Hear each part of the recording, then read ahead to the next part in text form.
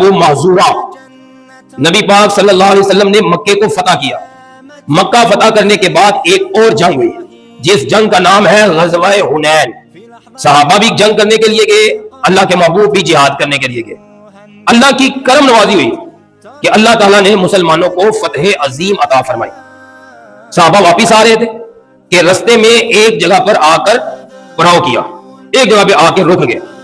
جب ایک جگہ پہ آ کے رکے تو اللہ کے محبوب نے فرمایا نماز کا وقت ہے، اذان دو۔ مؤذن رسول کھڑے ہوئے، انہوں نے اذان پڑھنا شروع کی، اللہ اکبر اللہ اکبر۔ اتنے میں کچھ کفار بھی وہاں پر موجود تھے۔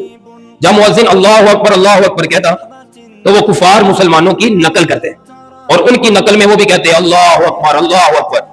جی کسی نو تنگ کرنے واسطے، انہوں چھیڑن واسطے الفاظ استعمال نہیں کریتے، اون جی انہوں نے مسلمانوں کو تکلیف پہنچان واسطے جی مؤذن کہے اللہ اکبر وہ بھی کہہ اللہ اکبر۔ لیکن وہ دشمنان اسلام تھے، رسول اللہ کے بھی دشمن تھے، اسلام کے بھی دشمن تھے اور دین کے بھی دشمن تھے۔ اذان ہو گئی، نماز پڑھ لی گئی۔ اللہ کے محبوب نے فرمایا مسلمانوں کی جو نقل کر رہے تھے ان لوگوں کو میرے پاس بلا لو۔ ان کفار کو صحابہ نے پکڑا، رسول اللہ صلی اللہ علیہ وسلم کے پاس کھڑا کر دیا۔ نبی اکرم صلی اللہ علیہ وسلم نے ایک سوال کیا اور فرمایا کہ تم مؤذن کی نقل اتار رہے تھے، اب مجھے بتاؤ کہ تم میں سے سب سے زیادہ اونچی آواز میں اذان دینے والا کون تھا؟ کفار ڈر گئے، صحابہ کے ہاتھوں میں تلواریں تھی ننگی، اور وہ نبی پاک صلی اللہ علیہ وسلم کے اشارے کے منتظر ہوتے تھے کہ اللہ کے محبوب اشارہ کرے تو ہم کفار کی گردن ان کی تنوں سے جدا کریں۔ سارے ڈر گئے، جسم پہ کب کبھی تاری ہو گئے۔ اب سارے کفار نے مل کر کہا اس بندے نے سب سے اونچی اذان دی ہے، نقل اتاری ہے، نام اس کا ہے ابو محذورہ۔ اللہ کے محبوب نے فرمایا باقی چلے جاؤ، ابو محذورہ کو یہیں پہ رہنے دو۔ اب ابو محذورہ ڈر گئے، جسم پہ کب کبھی تاری ہو گئی کہ اب میرے ساتھ کیا معاملہ ہوگا، باقیوں کو تو چھوڑ دیا، لگتا ہے میری گردن میرے تن سے جدا کر دی جائے گی۔ ابو محذورہ ٹھہر گئے۔ نبی اکرم صلی اللہ علیہ وسلم کا کمال شفقت دیکھے، آپ نے ابو محذورہ سے کہا کہ جس طرح تو نے پہلے اذان پڑھی ہے نا اس طرح پھر ہمیں پڑھ کے سناؤ۔ ابو محذورہ ڈر کے کہنے لگے پہلے تو لگتا کوئی معافی کی گنجائش ہے، ایسی تو کوئی معافی کی گنجائش ہے نہیں۔ ابو محذورہ کہنے لگے حضور مجھے تو اذان نہیں آتی۔ اب اللہ کے محبوب کی کرم نوازی دیکھے، نبی پاک نے فرمایا تمہیں نہیں آتی اذان میں تجھے سکھا دیتا ہوں، پڑھنی تو نے پھر بھی ہے۔ اب رسول اللہ صلی اللہ علیہ وسلم نے خود اذان پڑھی، سکھائی، ابو محذورہ نے اذان سیکھی۔ ابو محذورہ کہتے ہیں کہ مجھے جو سب سے برا مذہب لگتا تھا وہ اسلام لگتا تھا، اور میرے دل میں سب سے زیادہ نفرت تھی نا جس کے بارے میں، وہ نبی پاک صلی اللہ علیہ وسلم کی ذات تھی، لیکن میں مجبور تھا اگر میں نے ان کو اذان نہ سنائی تو میرے جسم کے ٹکڑے نہ کر دیں۔ کہنے لگے اللہ کے محبوب نے کہا کہ اذان پڑھ کے سناؤ۔ میں نے اذان پڑھنا شروع کی، اللہ اکبر اللہ اکبر، کہتے میری قدرتی آواز بلند تھی، میں نے اونچی اونچی آواز میں اذان پڑھنا شروع کی، کہنے اشہد ان لا الہ الا اللہ، اونچا پڑھا۔ کہنے لگے جب آیا نا اشہد ان محمد رسول اللہ، کہنے لگے یہ الفاظ میں نے بالکل آہستہ آواز میں کہے۔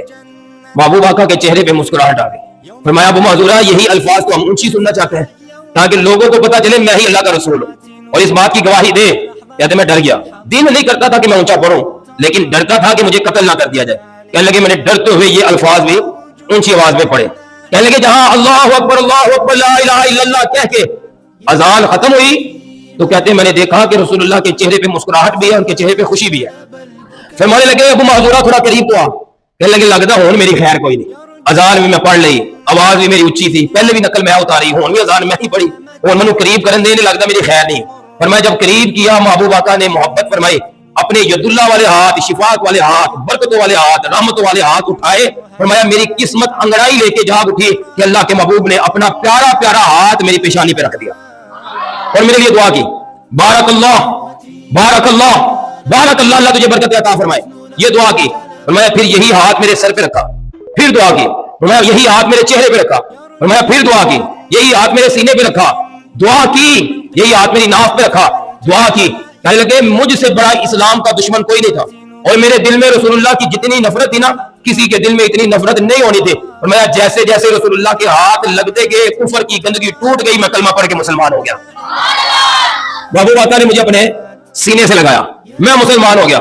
اب کہتے ہیں کہ جتنی محبت میرے دل میں رسول اللہ کی آ گئی نا اب کسی کے دل میں اتنی محبت ہے نہیں تھی۔ میں نے ڈرتے ڈرتے کہا سونے کلمہ تو میں پڑھ لیتا، مسلمان تو میں ہو گیا وہاں، اذان بھی تسی سن لی، میری کوئی ڈیوٹی نہیں لا دیں دے۔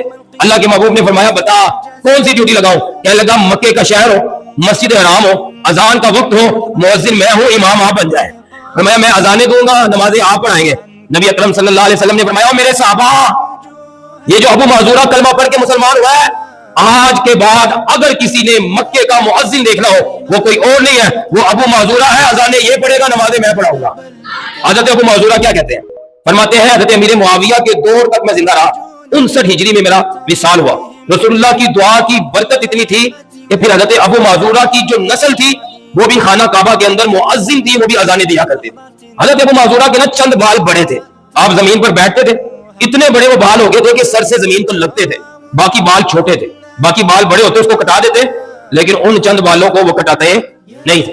کسی نے پوچھا اوے ابو معذورہ باقی بال کٹوا لینا ہے, چند بال لے, انہوں نے کیوں نہیں کٹوانا, اتنے بڑے یہ بال ہو گئے ہیں, زمین تک یہ بال لگتے ہیں, اس کو کٹواتا کیوں نہیں؟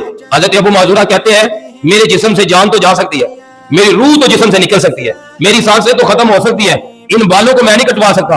انہوں نے کیوں؟ وجہ دے دس, وجہ کی ہے, باقی بال کٹوا لیے, ان بالوں کو کیوں نہیں کٹواتا؟ حضرت ابو معذورہ کہتے ہیں تمہیں پتہ ہی نہیں, جب میں مسلمان ہوا تھا رسول اللہ نے اپنا ہاتھ ان بالوں پہ لگایا ہوا تھا. فرمایا اب قبر میں بھی میں جاؤں گا تو ان بالوں کو لے کے جاؤں گا, انہی کی برکت سے اللہ میری قبر کو جنت کے باغوں میں باغ بنائے گا.